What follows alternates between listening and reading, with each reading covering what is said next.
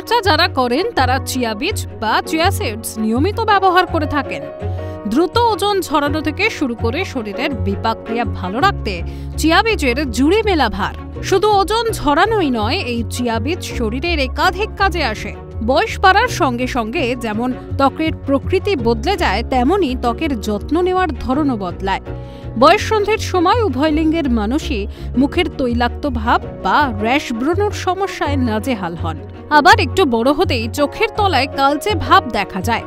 মধ্য বয়সে পৌঁছতেই ত্বকের জেল্লা হারানোর আশঙ্কায় অবসাদগ্রস্ত হয়ে পড়তেও দেখা যায় অনেককে।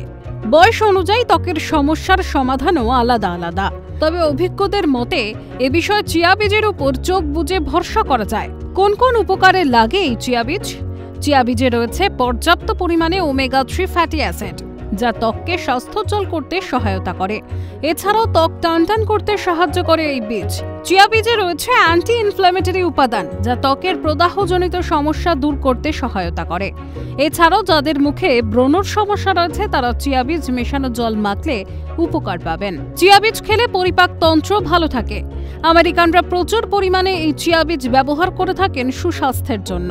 চিয়া বীজে প্রচুর পরিমাণে ফাইবারও রয়েছে।